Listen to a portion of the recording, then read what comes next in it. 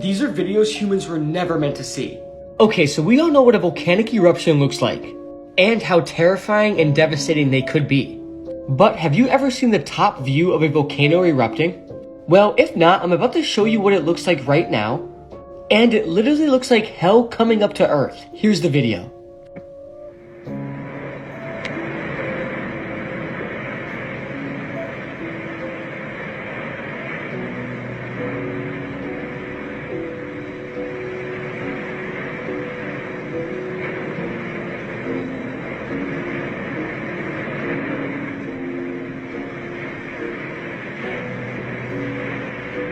So that's the top view of a volcanic eruption. Isn't it actually amazing that we can see this? Like in time periods long ago, a few people will be able to witness stuff like this, because most of them will be dead from seeing it. Let's just hope we never have to go through a catastrophic volcanic eruption, because this video might have just unlocked a new fear of volcanoes for me. This woman killed her daughter by feeding her Mountain Dew. Tamara Brooks is a 41-year-old woman from Ohio. In January 2022, her 4-year-old daughter tragically passed away. Tamara and her partner reportedly found their daughter unresponsive on the 21st of January. They rang an ambulance and the child was raced to hospital. She sadly didn't make it. When she was examined post-mortem, it was discovered that she died from severe malnutrition and suffered diabetes-related complications. She had been fed Mountain Dew through a baby bottle, and the child's teeth were actually rotting so badly that she barely had any teeth left. The child had never been taken to a dentist, and Tamara was said to have mixed baby formula with fizzy drinks. Tamara pleaded guilty to involuntary manslaughter and has been sentenced to 9 years in prison. The child's dad, Christopher Hobe, has also been charged with his daughter's death. He will be sentenced next month. Horrifically, this is not Tamara's only child, and certainly not the only child to have suffered in her care. Her son fell into a coma when he was 4 years old from undiagnosed diabetes. Tamara then failed to take him to follow-up appointments with doctors. This is the disgusting cage that a woman kept her son captive in until a chance encounter saved his life. There was a horrifying discovery made this year in a New York property that potentially saved the life of a 2-year-old boy. 24-year-old Naisha Lumpkin was living in Buffalo, New York, when a search warrant was executed on her home. This took place on the 8th of February. Now, the warrant was actually relating to an unrelated charge, but it's an absolute miracle that this happened. Police showed up, and thank God they found what they did. The woman's 2-year-old son was living in this makeshift cage. He had no room to stand up and barely any room to move. The tiny cage was made out of a playpen that was covered by a piece of crib tied down on 3 sides to the top. Inside was rubbish, animal bones, and human feces. Heartbreakingly, the child was said to have been covered in his own feces and urine and had bruises all over his body. His mother is alleged to have given excuses as to why she had, in inverted commas, to keep the child in the cage. Obviously, officers noted that there was absolutely no way that there was any excuse for the child to be kept in such deplorable conditions. Child Protective Services were called and the child was transported to a children's hospital. He was actually found to have 2 fractured ribs. Now, these were healing, which indicated that the injuries happened around 2 weeks prior. The mother was arrested on child endangerment charges. She is scheduled to appear in court next month.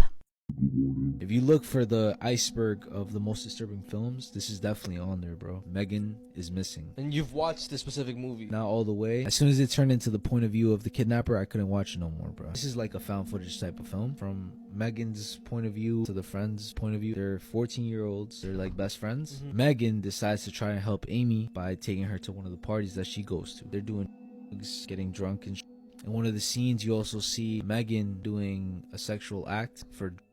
Already right off the bat, this movie gives off this weird vibe. One of the people in the party ends up giving Megan a contact to some guy named Josh. The only way that she contacts him is through Skype. This already sounds sus, bro. Josh is saying, oh, he's 17. His camera's always turned off. She doesn't know what Josh looks like, only his voice. It gets to a point where they obviously get close enough, and Josh is like, yo, we should meet up. I'm shy, so we should do it in a place where it's just us. Oh my gosh. Let's meet up behind his diner. The next scene in the film is surveillance footage, her being taken by some unknown guy. So Amy decides to personally try to investigate where the fuck she could be. The next scene is she's recording herself under a bridge. She sets it down, and then you see a man behind her, and then that's the last time they see Amy. So now Amy and Megan are missing. What the?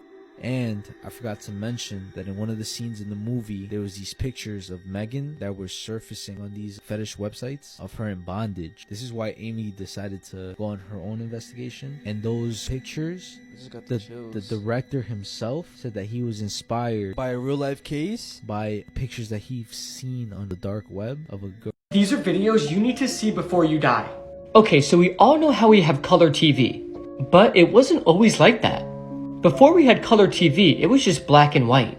But the video I'm about to show you shows the country Norway changing to color television live in 1972. Just imagine being alive in 1972 and experiencing this for the first time. This video is crazy, and here it is.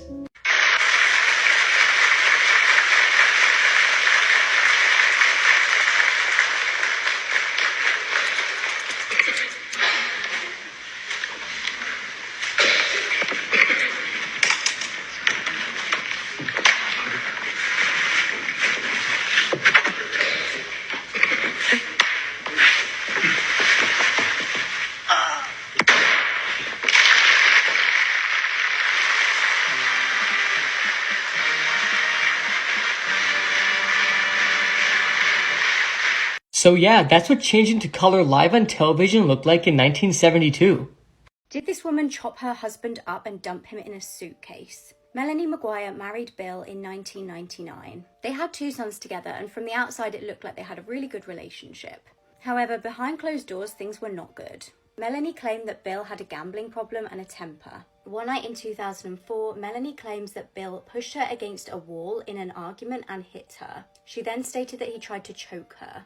The next day, Bill was missing. Melanie contacted a divorce attorney and also filed for a restraining order. On May the 5th, 2004, some fishermen discovered a suitcase in Chesapeake Bay. Inside, they made a horrific discovery. Inside was a man's dismembered legs. Over the next week or 2, more suitcases were found. These contained a torso, a head, thighs, and a pelvis. It was found that the person had been shot to death. When the man was identified as Bill Maguire, Melanie said that she burst into tears. Interestingly, police found that Melanie had bought a gun 2 days before Bill's disappearance. They also found out she was having an affair. Police then discovered Bill's vehicle in Atlantic City. Melanie claims that she'd moved the vehicle as a prank. She said that he was out at a casino and she was sick of him gambling, so she moved the car. However, police found on Melanie's computer that she'd Googled how to purchase guns illegally. She also searched how to commit murder and undetectable poisons. Rubbish bags in her house also matched the rubbish bags that Bill was wrapped in. Melanie was found guilty and sentenced to life in prison, but she maintained she was not the killer. She suggested that her husband may have been killed over gambling debts. She claims that Bill had told her to buy a gun to protect herself. These are videos humans were never meant to see. Okay, so we all know how spiders make webs and how amazing they look, but have you ever seen a spider actually make a web? If not, I'm about to show you a video of a spider making a web, and it's absolutely mind-blowing. These things are amazing, and here's the video.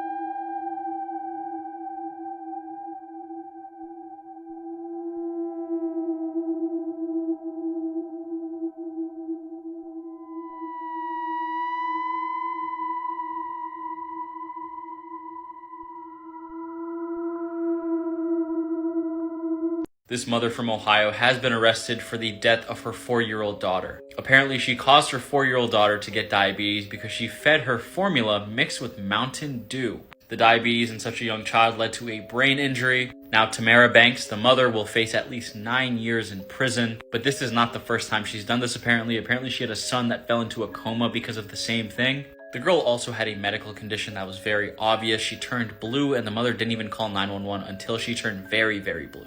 Also, a 4-year-old should not still be drinking formula. She was supposed to be weaned off of it. The fact she was still doing this and mixing it with Mountain Dew, like, come on. By the time of autopsy and medical examination, they found that she had been brain dead. On top of that, all of her teeth were rotten from all of the sugary Mountain Dew. This is straight up neglect on her daughter that just passed and her son that ended up dead because of the same thing years ago. She claims she didn't know any better, but she was making refills on her prescriptions, going to regular doctor's appointments, so she definitely knew better. She probably just didn't want the kids to go to a doctor. I feel like for a case like this though, 9 years seems kind of light. Let me know your thoughts in the comment section below, and as always, these videos are for informational purposes only. This is one of the scariest catfishing cases I've ever heard of, and if you have kids that are online, you should listen to this. This is Austin Lee Edwards, a Virginia cop who catfished a 15-year-old girl online before murdering her family and abducting her. Austin posed online as a 17-year-old boy and was trying to sexually extort the 15-year-old girl. But once he asked for a nude photo of her, she stopped all communication with him. On November 25th, Austin drove from Virginia where he lived to the girl's home in Riverside, California, and murdered her mom and grandparents before setting the house on fire. He then kidnapped the girl. While trying to flee, Austin died by suicide from a self-inflicted gunshot wound. Thankfully, the girl was found physically uninjured, but the trauma she now has to face is horrendous. What's absolutely crazy to me is that prior to this, Austin was a cop with the Virginia State Police. Upon being hired there, he disclosed in his application that in 2016, he voluntarily checked himself into a mental health facility to receive treatment. And without looking into it at all, the Virginia State Police hired him anyway. But what they didn't know was that Austin was completely lying to them. It wasn't voluntary at all. In fact, in 2016, he was actually detained by police under an emergency custody order after threatening to kill himself and his dad. The VSP has since stated that they were not aware of this, but if they were, they would not have hired him. To top it off, Austin had quit the VSP in late October, and right before the murders, he was hired as a deputy with the Washington County Sheriff's Office. And according to them, they contacted the VSP during Austin's hiring process, and they mentioned none of that. Both departments have since stated that there was no indication that Austin would do this. There were so many opportunities for this to possibly have been stopped, but it wasn't. So please be careful and remember this story if you have kids that are online. You just really never know. Reports of a mysterious bearded man plagued a community after a schoolgirl vanished. When the truth was revealed, it was more horrific than the locals could ever have imagined. It was the 18th of November, 1993. Angie Hasman was in 4th grade, living in St. Louis in Missouri. It should have been a normal afternoon as Angie made her way off the school bus back home. Unfortunately, it was the last journey she would ever take. She vanished off the school bus just 8 houses away from her home. Tragically, her body was then discovered 9 days later by a deer hunter. Horrifically, she'd been tied to a tree alive and left there to die. Her autopsy, though, revealed something even more hideous. Experts revealed she'd been kept alive for an entire week and endured torture and before actually passing away. Now, forensic experts collected evidence from the crime scene. This was things such as a fingerprint on the duct tape left on Angie's body. They also collected a DNA profile from her underwear. Now, eyewitnesses reported seeing a mysterious bearded man around the area just prior to her disappearance. However, searches for the mystery bearded man proved fruitless. The case went frustratingly cold until 25 years later. Thanks to advances in DNA technology, in March 2019, a lab tested the DNA found in the case. They uploaded the profile to a national database, and this time they got a match. The culprit was 61-year-old Earl Webster Cox. He was local to the area at the time of Angie's disappearance and murder. Interestingly, he'd actually previously been dishonorably discharged from the Air Force due to S activity with 4 different children. He'd only had to spend 8 years in prison before he was released. He then moved to Missouri and was again arrested for child abuse in 1992. He also pleaded guilty in 2003 for trying to entice a child over state lines for S activity. He also pleaded guilty to having over 45,000 images of child SA on his computer. How this man was free to then SA and kill Angie is absolutely mind-boggling. After his DNA was found on Angie's underwear, he was charged with murder, kidnapping and sodomy. He pleaded guilty and was given life in prison. Former Major League Baseball player Austin Dean Maddox resisted arrest until our canine got involved.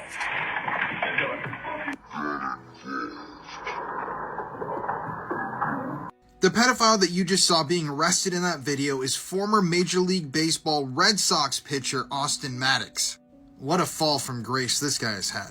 So Austin was actually only playing as pitcher with the Red Sox for a few months before he was taken out of the game due to shoulder injuries. But needless to say, people know who this guy is. April 28th of this year, Austin began chatting with an undercover. He believed that this undercover agent was an underage girl.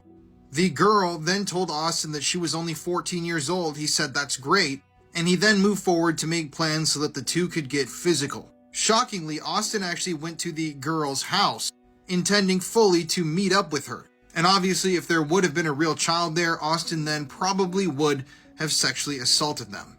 But instead of a minor, Austin was met at the door by various members of different federal agencies. And he was then charged with 4 felony counts, and he has a $300,000 bond. And I also forgot to mention, he tried resisting the officers when they attempted to place him under arrest. Now, sadly, we know what would have happened if the police weren't there and it was instead a child. We know what this guy was thinking, what this guy is into now. But we also know that in America, these types of crimes aren't really treated as seriously as they should be. And at maximum, he'll get 2 years, 1 year in prison. And at minimum, he might not even go to prison for any time at all. It's safe to say, though, that his professional sports career is over. If you want to hear more true crime stories, listen to the podcast Murder in America that I co-host with my wife Courtney. It's available now on all streaming platforms. The man who played Troy McClure in The Simpsons was brutally murdered, and no one believed it until they got proof. Phil Hartman had a distinctive voice. He was well known for playing numerous Simpsons characters such as Troy McClure, Lionel Hutz, and the man who was selling the monorail. He played loads of characters on show SNL and had roles in numerous films. He married his first wife, Gretchen Lewis, in 1970, and the pair got divorced just 2 years after. He then married again to Lisa Strain in 1982. He then again got divorced. In 1987, he married his third wife, former model Bryn Omdahl. They'd met on a blind date and he was infatuated with her. The pair had 2 children together, but the marriage had its challenges. Bryn was jealous of Phil's success and also extremely jealous of his exes.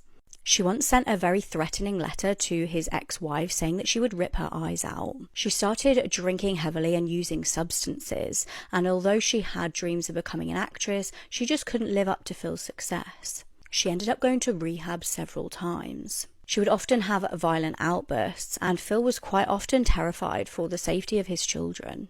Now, interestingly, Phil actually became close friends with Joe Rogan, who did try and convince him to get a divorce. Unfortunately, though, he stuck with his wife, which proved to be fatal. On the 28th of May 1998, Bryn went to a restaurant to have drinks with a producer and a writer. After she got home, her and Phil had a heated argument before going to bed. Before 3 a.m, Bryn entered the room where Phil was sleeping after she had taken substances and been drinking. She shot him 3 times with a handgun. Still high, she drove to her friend's house where she told him that she'd killed her husband. Now, he actually didn't believe her, and he asked her to come with him back to the house so that he could confirm this.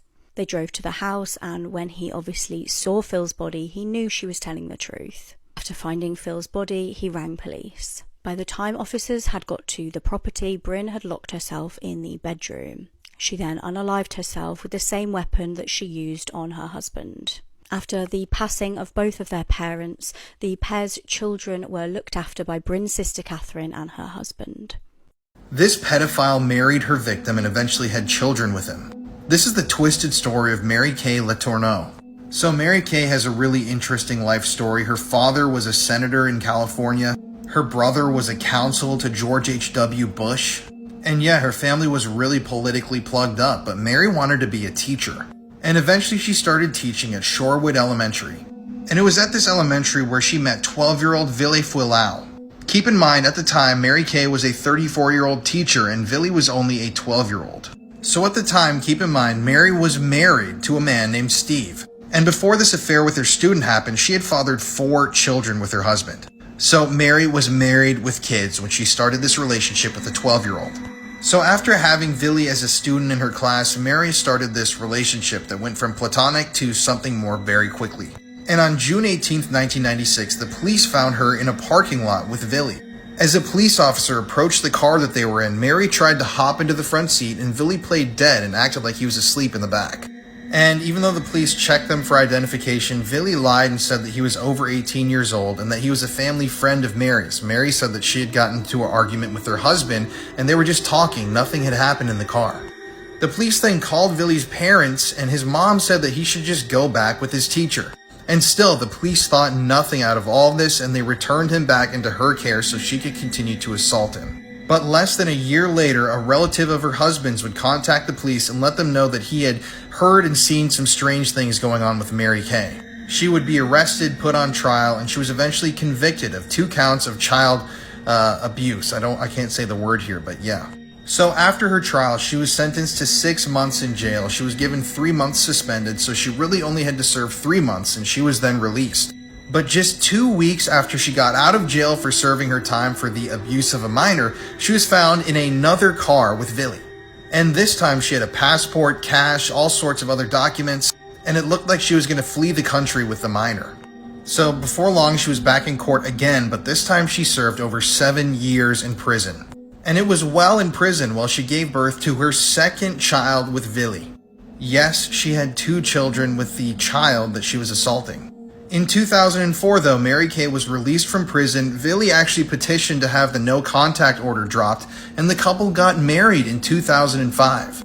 And for the rest of their life, they led a allegedly happy life together. They had children together, and yeah, Mary Kay ended up dying in the year 2020. Now, I don't know how to feel about this entire story. It is just so strange. And I think that there definitely was a lot of brainwashing going on here. I mean, there's no way to excuse Mary Kay's behavior. She was 34 years old, initially assaulting a 12-year-old student of hers.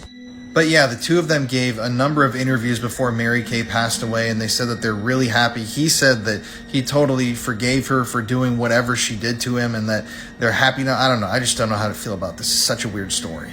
These are shocking and bone-chilling facts you won't believe, part 1. Up first, this is why you should always put your toilet seat down. When flushed, toilets expel small particles of water, urine, and feces, and at times, dangerous pathogens that are invisible to the naked eye.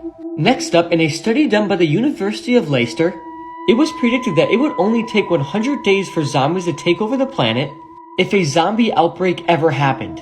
And what's even crazier, the university also predicted that after 100 days, only 300 humans would remain alive and uninfected.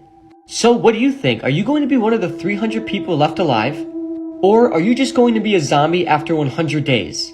Next up, this is Titanic survivor Catherine Gilnay, who was only 16 years old when the Titanic sank. But as the Titanic was sinking, she didn't realize the seriousness of the ship's situation until she reached New York. She thought that leaving in lifeboats and being picked up on another ship was all part of the journey.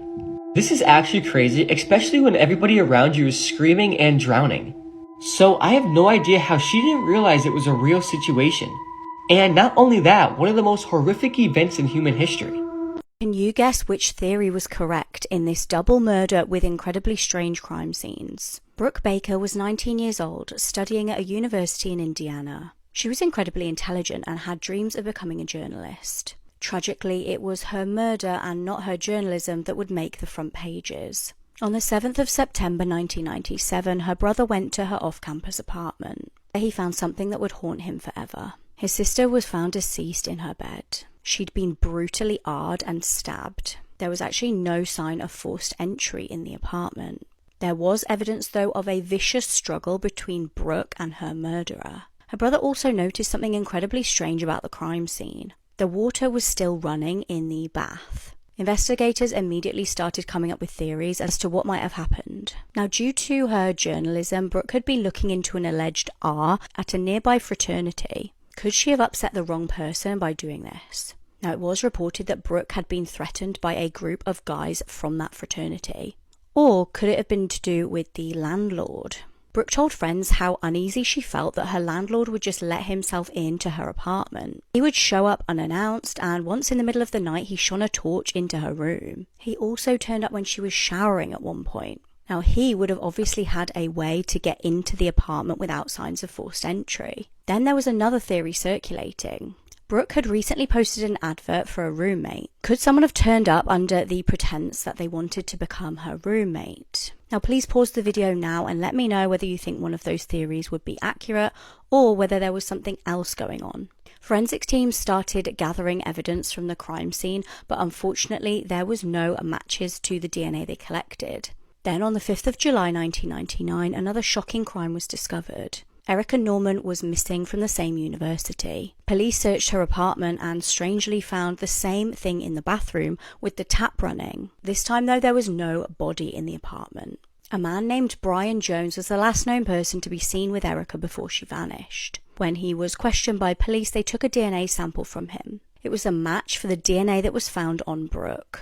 He was charged with Brooke's murder and then another breakthrough. 2 weeks later, Erica's body was found. Brian pleaded guilty to the girl's murders and was sentenced to life in prison without the possibility of parole. These are murders everybody should know about, and this is a massive trigger warning. On January 19th, 1996, the mutilated remains of Diao Aquing, who disappeared 9 days prior, were found across multiple locations in China. Her body had been dismembered into over 2,000 pieces. The case remains unsolved, and it's one of the most notorious crimes in Chinese history. On January 10th, 1996 in the evening, Diao and her college roommate were punished for the illegal use of an electric appliance. After a conflict with the dormitory management, she left the building and did not return. Diao was last seen alive wearing a red coat with a black lining. She was reported missing, but her family was not notified by the authorities until January 19th. The discovery of Diao's remains in the winter of January 19th was first reported by a sanitary worker. Initially, he thought it was pork, so he brought it home for food. And while preparing the meat for himself, 3 human fingers were found in it. The worker then reported the discovery to the police, and they confirmed they were human fingers.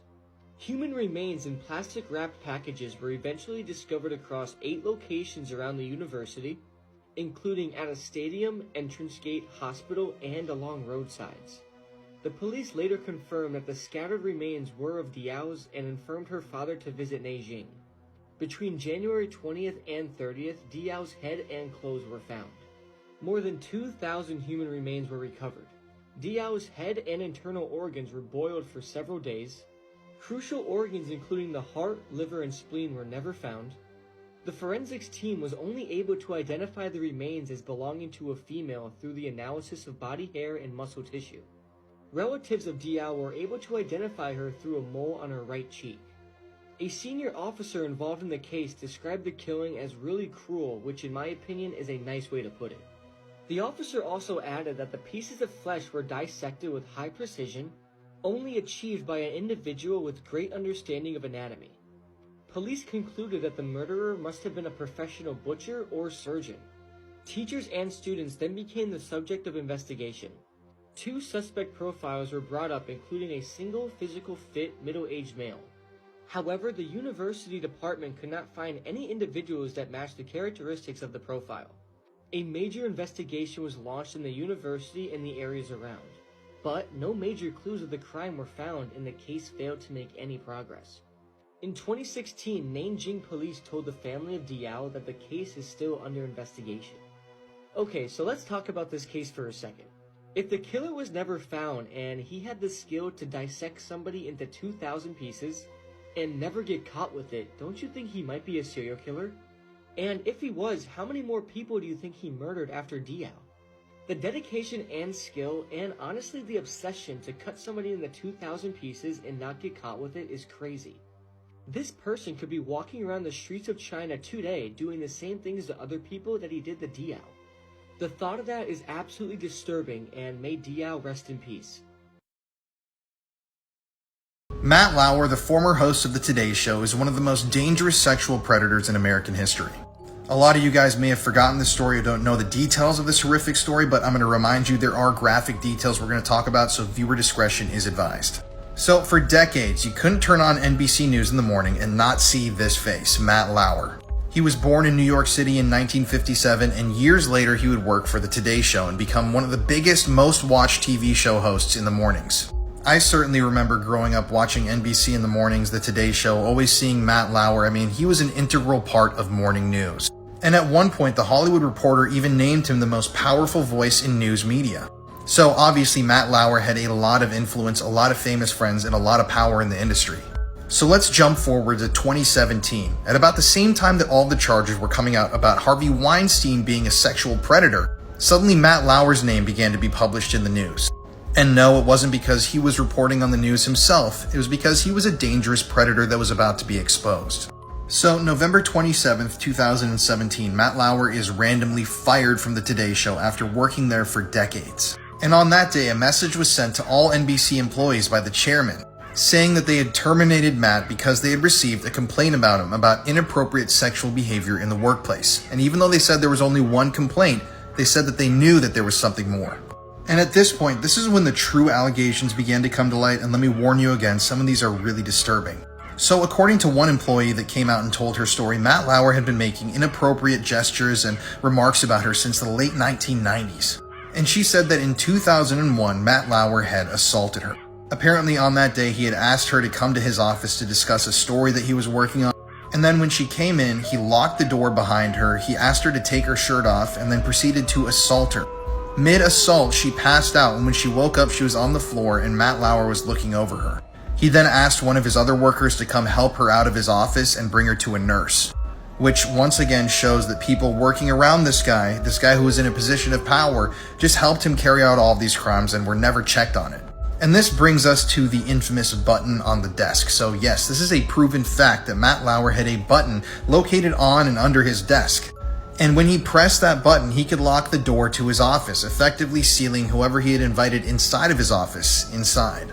And this button plays a part in all of these accusations. Apparently Matt Lauer would lock people in his office and subject them to all of these assaults, inappropriate comments, inappropriate conduct, and they had no way of escaping because of this hidden button.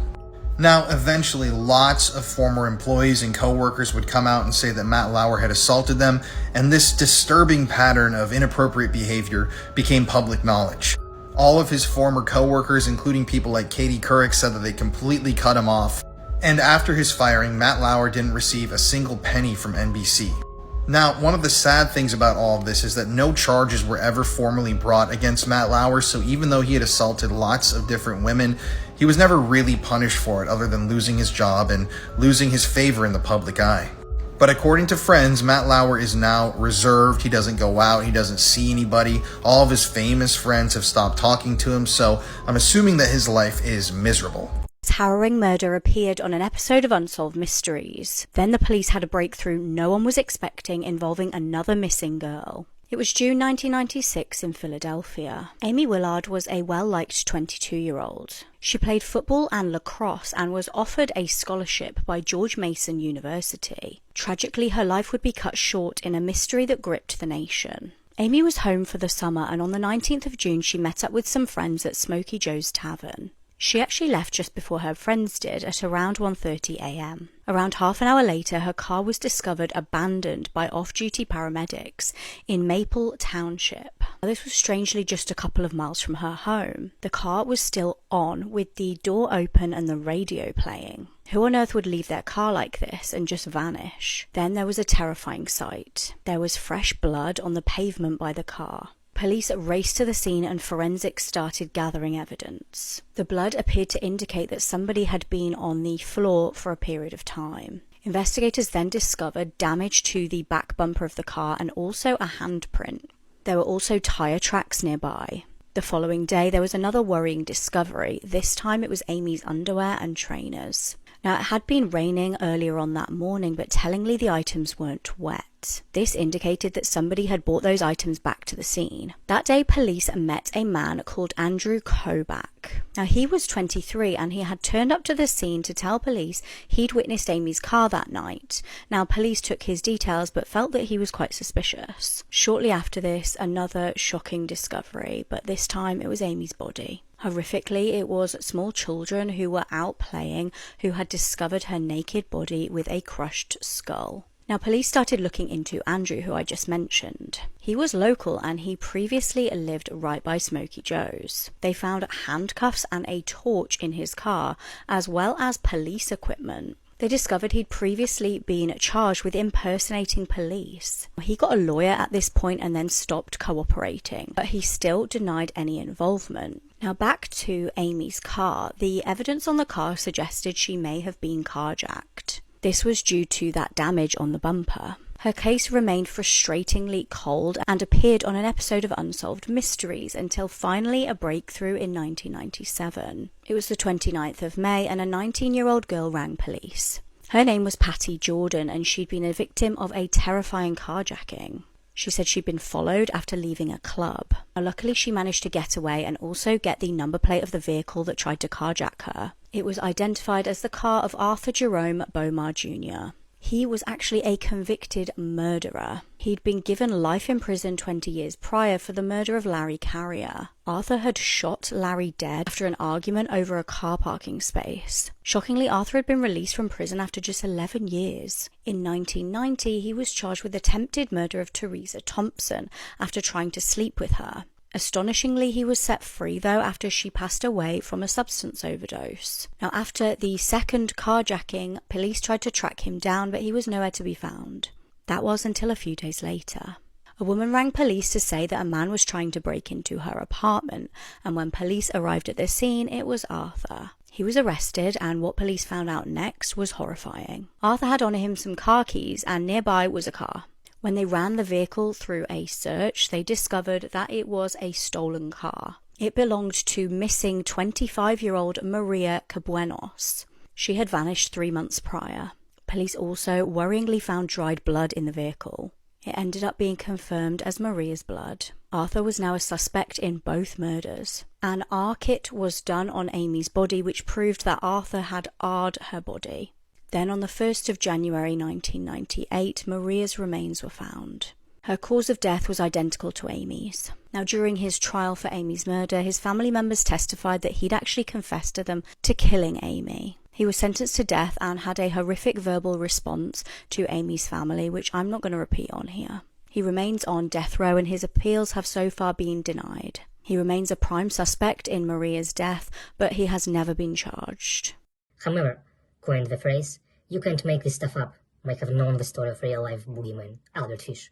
A slight, elderly man with grey hair, no one suspected the kindly single father of being sadistic child murderer and cannibal.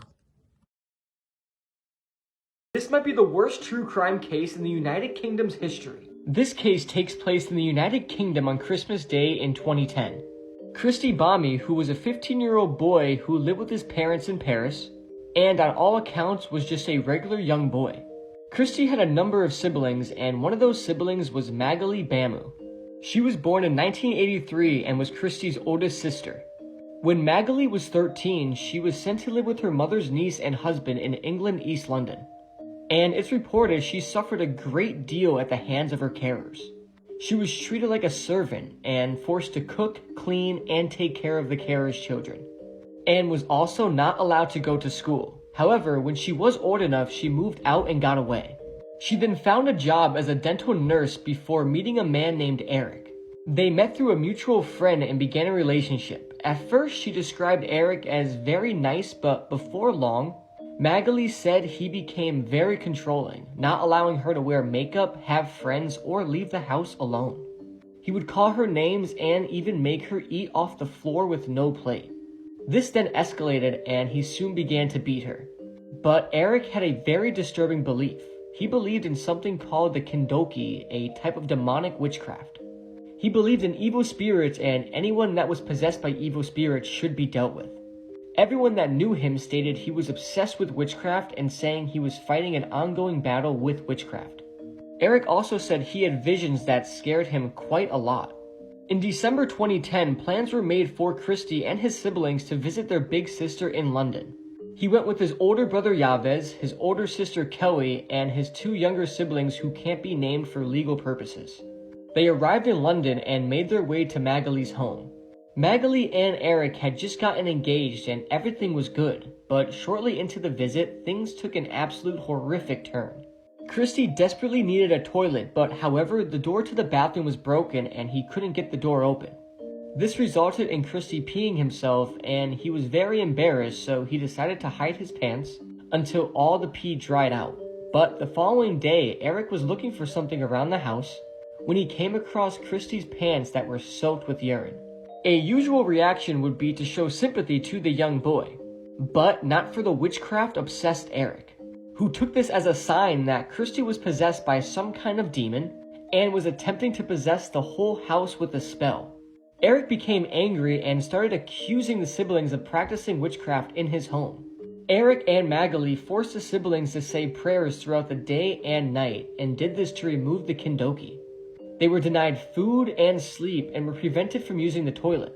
One of the siblings named Kelly later said, "I repeated again and again that we weren't witches, and that we were only coming to spend Christmas together as a family. I don't know what was going through their minds. They believed we were there to kill them." For 4 days, the couple attacked the siblings, beating them with numerous blunt objects, and these included a metal bar, a hammer, and a chisel. They told the siblings they needed to do this to rid them of any demons. But the focus, however, was directed at Christy, as he was the one who wet his pants. Eric said to Christy, "Since you don't want to tell me the truth, I'm going to get the truth out of you with a stick." Eric grabbed Christy and stuck a metal bar in his mouth. He then used a hammer to hammer the metal bar into his mouth. Christy was also hit in the face with the hammer multiple times, causing a lot of damage to his facial bones. The siblings said that his face was disfigured and he was unrecognizable. A pair of pliers were also used. Eric clamped down on Christy's ears and wrenched the tool, completely shredding Christy's ears. The plier and hammer were also used to remove Christy's teeth.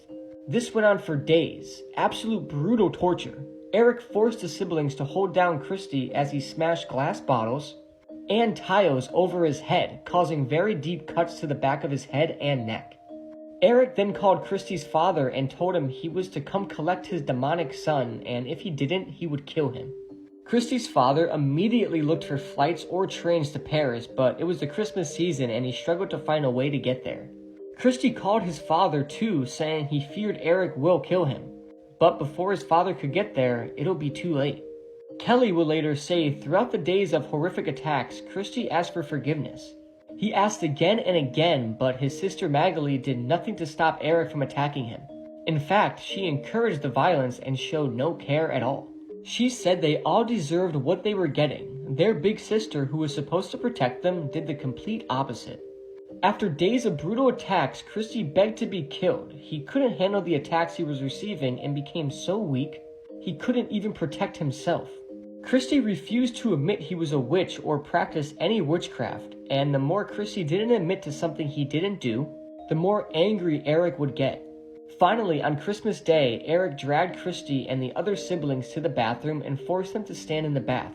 He used freezing water to cleanse them, and as the bath filled with water, Eric turned his attention to Christy again. His siblings were forced to watch as Eric recited verses about God and submerged Christy in cold water. And it was on this day Christy was finally killed. Emergency services were called to the flat where they discovered the horrific scene. Christy had been beaten with such force, blood splatters were found all over the house, on the walls, and even on the ceiling. Christy was found in the bathroom, beaten to a degree that even horrified the most experienced police officers. Eric and Magali were arrested, and Eric was sentenced to life in prison with a minimum term of 30 years, and Magali was sentenced to life too with a minimum term of 25 years. The case of Christy was so disturbing and cruel that those in the jury that had to see the photographs of Christy's dead body are exempted from ever taking part in another jury trial again. Just keep that in mind, that never happens. They were deeply traumatized from what they had to witness and hear. This case is considered to be the worst in British legal history.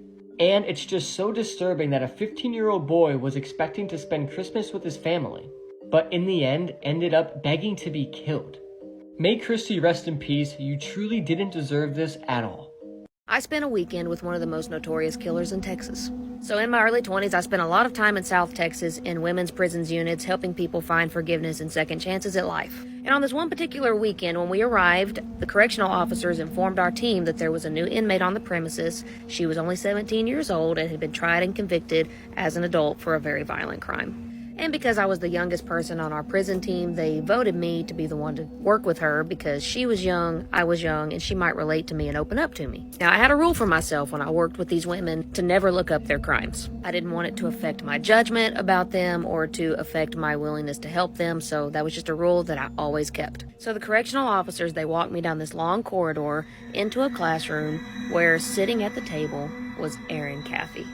Now, Erin Caffey is a tiny thing. Now, I'm a tiny person, and I dwarfed her. She's very small, very timid, very soft-spoken, rarely will look you in the eye. And my first thought whenever I lay eyes on her and I sit down across from her is, how can somebody this small and this timid possibly be convicted as an adult for a violent crime? What violence is she possibly capable of? Little did I know. We started talking and we kind of started to get to know each other a little bit, cracked a few jokes. I tried to get her to lighten up. And eventually she did start kind of opening up to me, and she started volunteering some details about her version of what had happened the night of her crime. And I have to admit, even though I had a rule to really try not to know what people had done, I was very curious because, again, here's this tiny little thing. She's 17 years old, looks scared to death, and she's in this facility. And well, her version of the events that took place the night of the crime led me to believe that she was a victim in all of it and that it was really out of her hands. She couldn't stop it, and she's haunted by it, regrets it every day of her life, and she just wishes she could take it all back. And y'all, she was so convincing, just absolutely convincing, that I truly believed that she was innocent. She had somehow gotten mixed up with the wrong crowd, was wrongly convicted.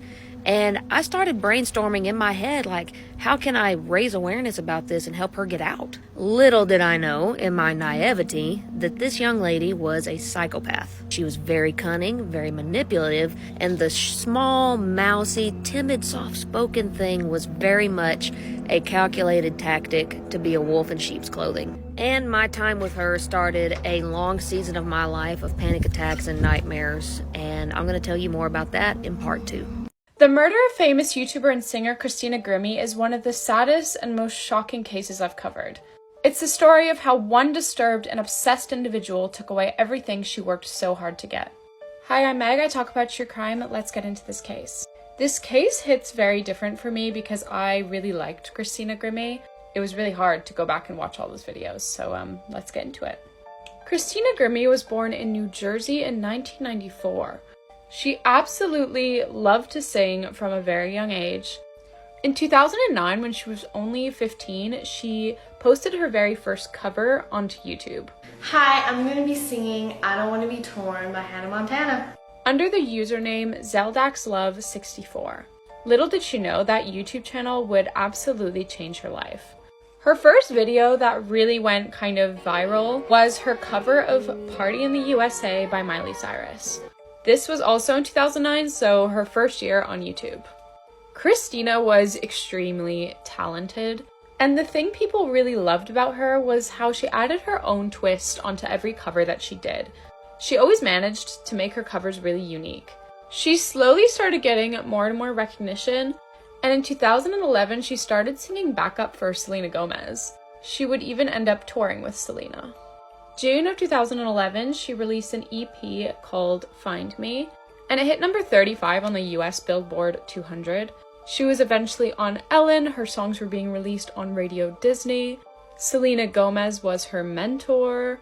In 2012, she decided to move to LA to really focus on her career. At this point, her YouTube channel was growing super fast. She had grown to 2 million subscribers, 375 million views on her channel, and she was collaborating with a lot of other YouTubers and famous celebrities. The thing I really loved about Christina when I used to watch her was her energy. I always felt like you could tell she was a really kind person. I just want to inspire people and be successful and make people happy, you know? She really cared about everyone individually, which just makes everything in this case that much more heartbreaking. People loved Christina, and I think it was for the same reason that I did. She just seemed really genuine and caring. In 2014, she was on season 6 of The Voice. To this day, it's my favorite audition on any singing show ever.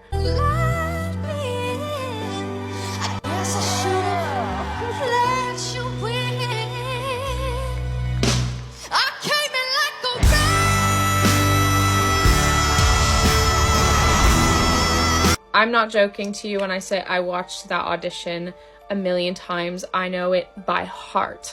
She performed Miley Cyrus's Wrecking Ball and blew everybody away, including me. All the judges obviously turned around for her. It was not an audition, it was more of an amazing performance. She ended up getting 3rd place on The Voice. I think she should have got 1st. I think she should have just won the moment she auditioned, to be honest.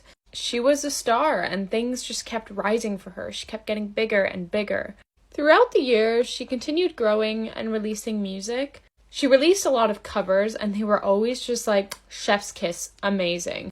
Like, I won't lie to you, her version of Wrecking Ball on The Voice will forever, in my opinion, be better than Miley Cyrus's version. And I love Miley's voice and her songs, so that's saying a lot.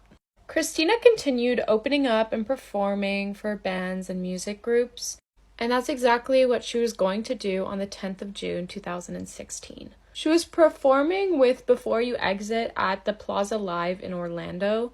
Before the show, she posted an announcement just saying like, "Hey guys, I'm performing here tonight, come and support me." And she performed amazingly, as usual.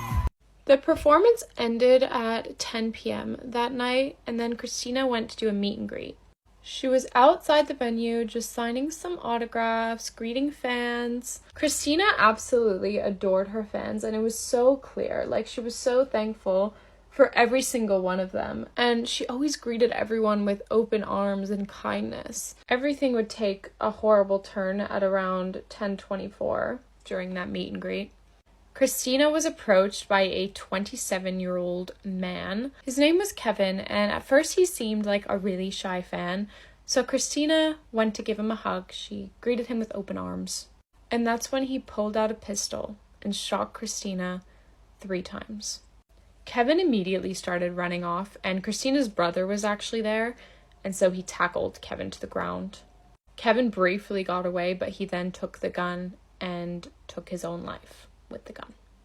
Christina fell to the ground in front of her brother, her fans, and she was bleeding quite severely from the head. Christina was pronounced dead at 11 p.m. at the hospital that same night.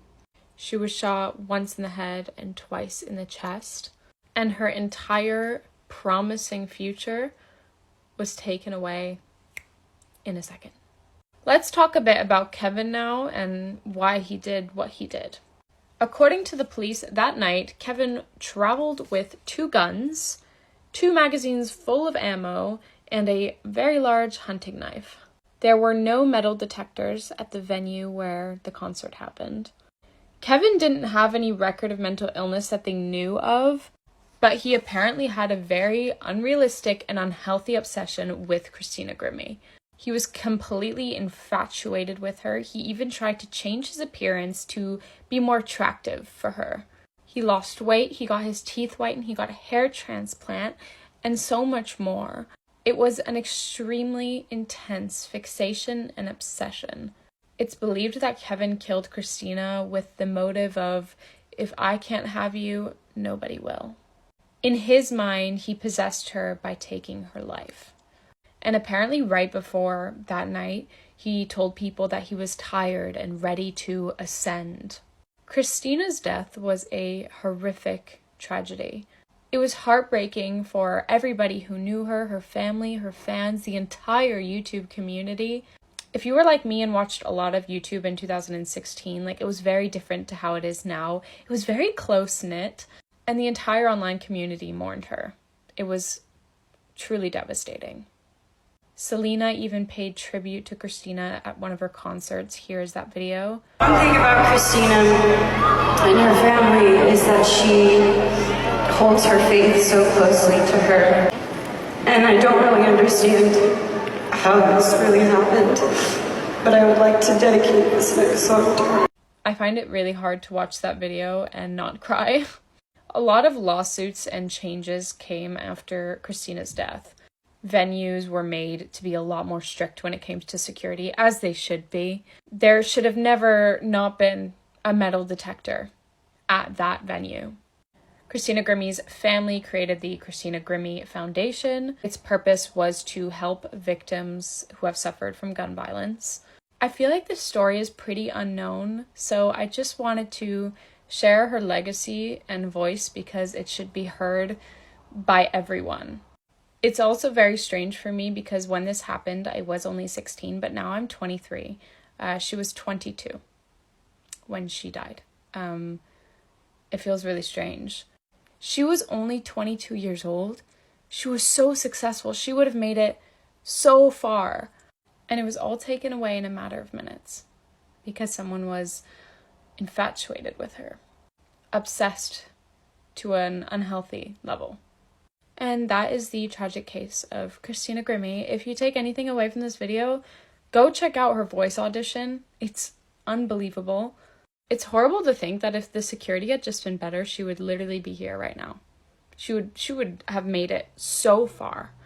That's all for today. If you enjoy true crime videos, I've got a whole playlist down here with like over 100 videos, so go crazy. I'll see you all in the next video. Thanks for watching. Bye. I'm going to warn everybody right now, the case that we're about to cover is easily one of the most disturbing true crime stories I've ever heard in my life, so viewer discretion is really advised for this one. This is Kevin Davis. He was 18 years old back in 2014 when this horrific event took place. Kevin lived here in Corpus Christi, Texas, and shared an apartment with his mother, Kimberly, and his sister, Destiny. On May 26, 2014, Kevin snapped. He had been having homicidal thoughts for a long time, but on that particular day, he decided to bring his dreams and his fantasies into reality. On that morning, Kevin told his mother, Kimberly, that he wanted to unalive himself, and she told him that she couldn't stop him if he wanted to. After hearing this unexpected response from his mother, Kevin went into a rage. He grabbed a cord and attempted to strangle his mother on the couch where she was sitting. But his mom, Kimberly, managed to fight him off, and in a panic, Kevin went into the other room and grabbed a hammer. Now, this is where it gets really disturbing, so if you're still here with me and you have a weak stomach, don't keep listening. Kevin then bashed his own mother's skull in with the hammer, hitting her at least 20 times, and he then grabbed a knife from the kitchen and inserted the knife into the head wound. At that point, Kimberly's head was opened up, she had a massive head wound, and her brain was exposed, and Kevin stuck his hand into his own mother's head and played with her brains. He later told detectives that it felt like putty. Now, after his mother was dead, Kevin dragged her corpse into another room and her, which is unbelievably shocking and disgusting. After all this was said and done, he went to a neighbor's house, told them to call 911, told them that he had just murdered someone, and he was arrested without incident. When Kevin ultimately arrived at the police station, he was brutally honest with investigators about his crimes. I listened to the entire interrogation, and I cannot unhear some of the things that he told investigators. It's vile and shocking. But at one point, he smiles at the investigators with a little grin and says, "Yes, I guess I lost my..." to a corpse. After his trial, he was handed down a sentence of life in prison.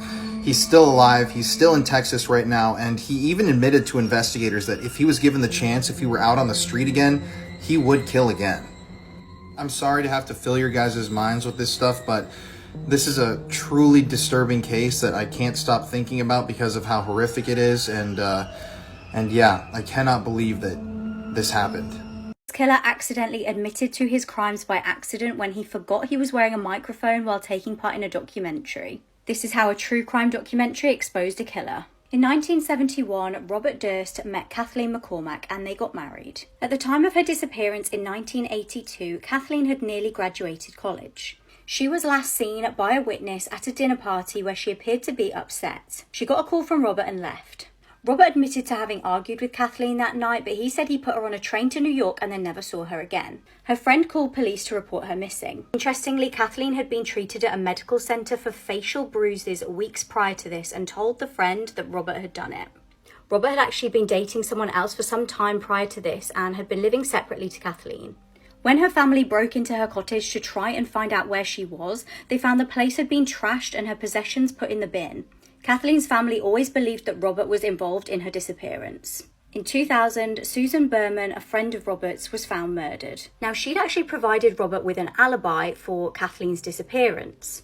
Now, pay really close attention to this next bit. Days after she was killed, a letter addressed to the Beverly Hills Police Department contained Susan's address and the word cadaver on it. On the envelope, Beverly was misspelled. Robert admitted in 2005 that Susan had called him shortly before her death to say that the police wanted to question her about Kathleen going missing. It's believed that Robert killed Susan to keep her quiet. In 2001, Robert's neighbour's body parts were found floating in Galveston Bay. Robert's elderly neighbour, Morris Black, had been killed and Robert was arrested. He was actually released on bail and fled and was found about a month later in Pennsylvania. He was found with $37,000 cash, 2 weapons and, interestingly, Morris Black's driving licence. In court, Robert claimed he was acting in self-defence. He said he'd accidentally shot Morris and dismembered his body. Due to lack of forensics, he only got 5 years in jail. This is where things get really crazy. HBO was filming a documentary called The Jinx. During production, Susan's stepson found a letter written by Robert. This contained the same spelling error in the word Beverly as the anonymous letter to police. This implicated Robert in the murder. Now, while filming the documentary, Robert needed the toilet. He forgot that he had a microphone still attached to him. He was recorded talking to himself. He said, "There it is, you're caught. You're right, of course, but you can't imagine. Arrest him." And then he said, "What a disaster. He was right. I was wrong." And finally he said, "I'm having difficulty with the question. What the hell did I do? Killed them all, of course."